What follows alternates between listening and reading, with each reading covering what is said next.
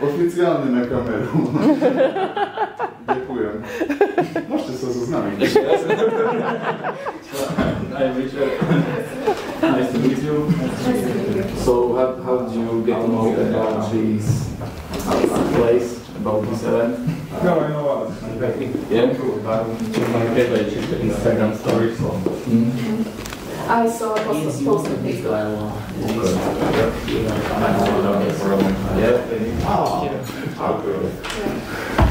So, is this your first time here or no? Yes. I didn't see you last time, so. So I was here about a month ago. I was last time.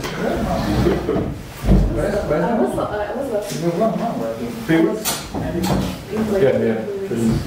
For months. You were at the English table now? Sorry? You were at the English table? No. Next time.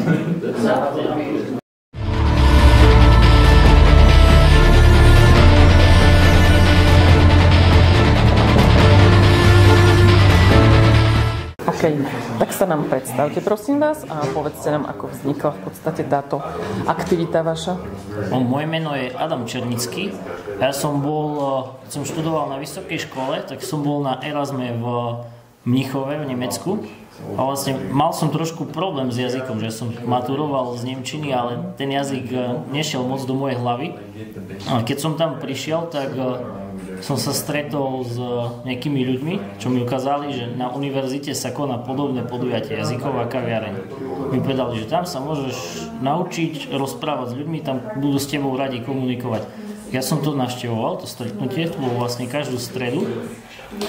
A potom som sa stále zlepšoval a zlepšoval. Keď som skončil Erasmus, už som vedel, tak povediať, celkom dobre plynule po nemecky. Mi napadlo dostať tú aktivitu do Košic, kde som študoval na univerzite. A v podstate v Košiciach sa niečo také organizovalo, tak potom som začal riešiť, že by som to rozbiehol u nás v Spišskej Novej Vsi. A do toho som si zohnal kamaráta, ktorý mi s tým pomohol, Jakub Holotňák, že to boli prví zakladatelia. Ja a s Jakubom Holotňákom sme rozbehli prvé jazykové stretnutia v roku 2019. Predpokladám, že potom nejako ste to stopli, keďže prišla doba covidu. Kedy sa to znova obnovilo? Minulý rok, v roku 2023, bola ďalšia požiadavka, že chcú mať jazykovú kaviareň od starých účastníkov a obnovili sme to teraz v novembri 2024. Vlastne toto je naše 5. stretnutie od nového času.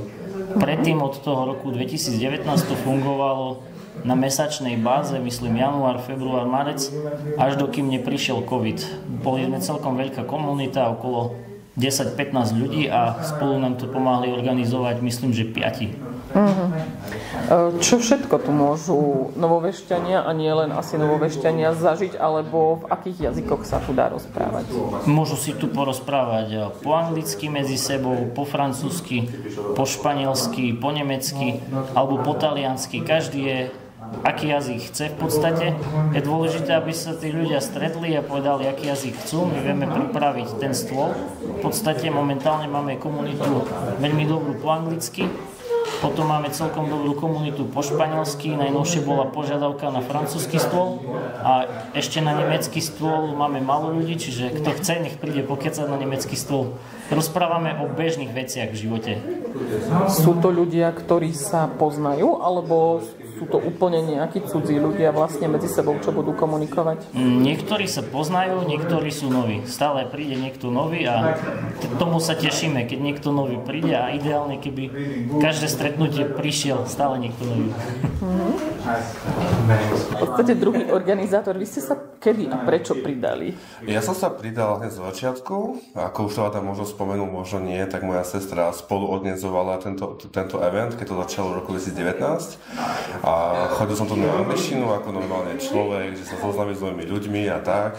A potom vlastne, ak to bola pauza, nútená pauza kvôli korone, a sme sa znova začali, tak som sa zapojil k Adamovi a spolu to rozbehujeme.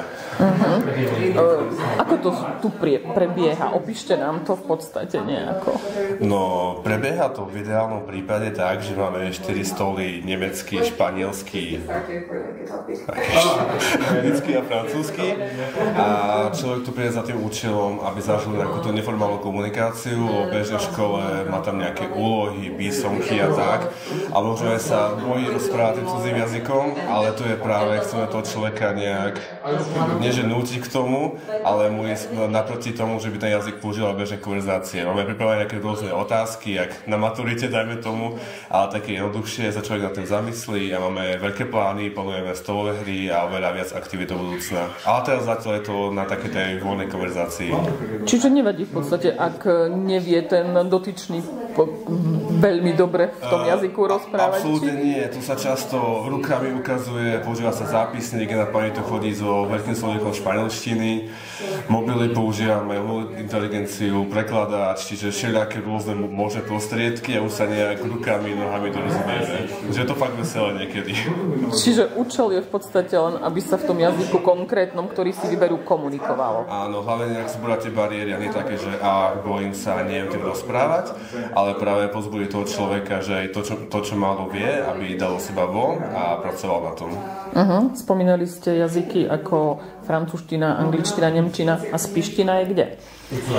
Spiština, aktuálne to nemáme dosť ľudí, ale keď bude dostatočný záujem, tak na to zapracujeme, ale bohužiaľ kapacita stolov je obmedzujúca, čiže možno vyhodíme nemčinu a dáme tam špištinu, keď nám dovolí.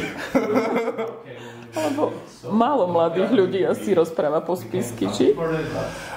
To nevieme, to je veľmi zaujímavá téma, ktoré sa určite môže viac podchytiť a do budúcna určite na tom zapracujeme. Ďakujem. Takže ja som Karol Vojtila a ja vlastne som sa ku chalanom pridal, teda ja som už ešte v tom, spomínali tú koronu a tak, lebo to už bolo dávnejšie, hej teda, a ja som sa k ním pridal ako spoluorganizátor až potom po koronovom čase, ale predtým som chodieval ako sem ešte predtým, len my sme sa potom s rodinou odsťahovali v 2021 do Bratislavy kvôli pracovným záležitostiam a tak. No a teraz, keď som sa vrátil, ja som znovu Adama oslovu, že či by sme to teda nejako opäť neobnovili, veď to bola perfektná vec. Hej. A tak.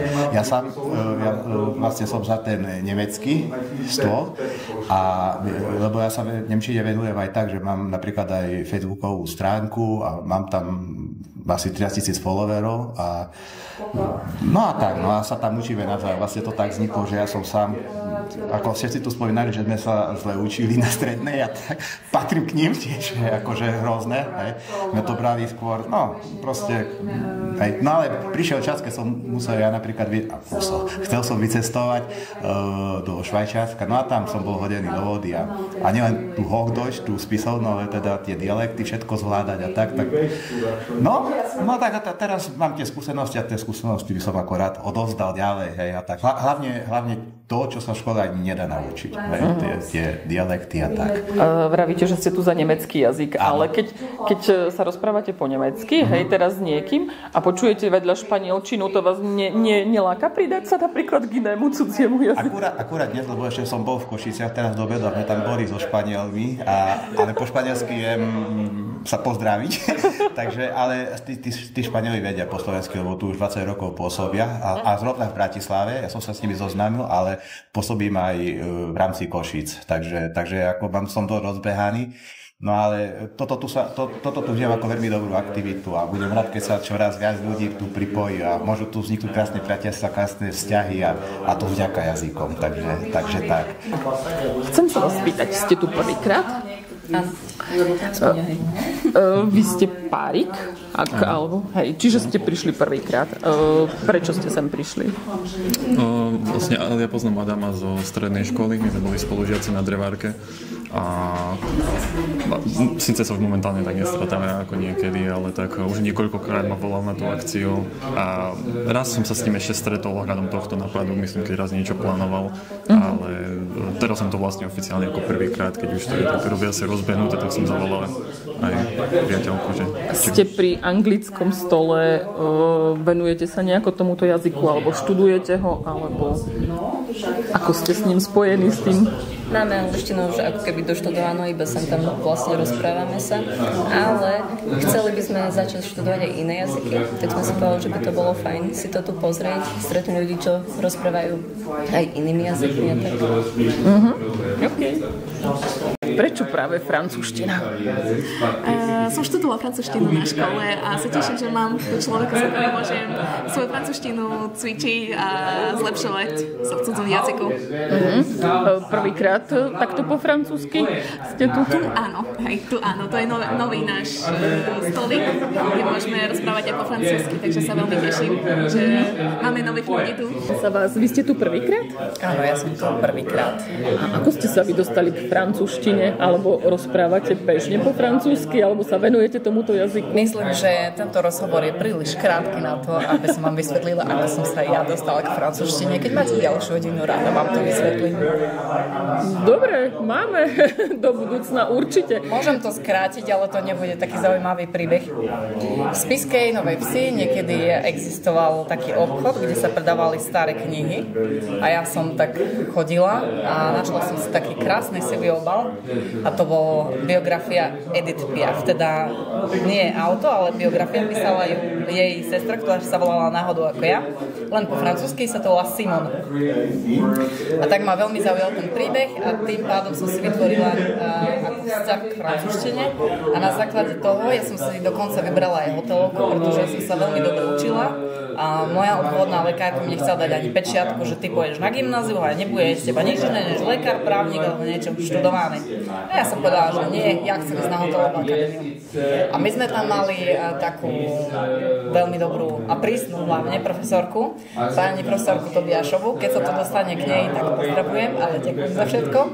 A tá vlastne bola na nás prísna, učilo sa to ťažko, aj vo Francúzsku som komunikovala v angličtine, lebo v angličtine to bolo veľa ľahšie. No tým pádom som si nejako vytvorila vzťah takým spôsobom, že ja som vlastne prišla do rodnej Spišskej pred asi rokom a pol a vlastne ja som odžila 13 rokov v Francúzsku. Wow, super, krásny príbeh. Môžeš. Moje meno je Juraj Ruman a som vlastne občan Spišskej Novej Vsi. To je pekné od teba. A ty si koľkýkrát? Som tu už tretíkrát. A ideš aký jazyk si vyskúšať, respektíve nejako sa zúčastniť? Ja by som chcel vedieť všetky jazyky, na všetky jazykové stoly by som chcel hľadať, ale viem zatiaľ iba po anglicky. Španielčinu si zatiaľ netrúfam a neskôr, keď bude ruský stôl, tak si sáňu ku ruskému stolu. Ešte. Pomaly, ale isto. My sme navrhovali organizátorom aj spištinu. Okay. Išiel by si aj k tomu stolu? Šiel by som a keď tu by bol aj rusnácky stôl, tak by to nebola zlá myšlienka. A vieš po spisky? Trochu hej, ale zvyknutý som po slovensky bežne rozprávať, ale keby som musel, tak znal by som takú štičkou.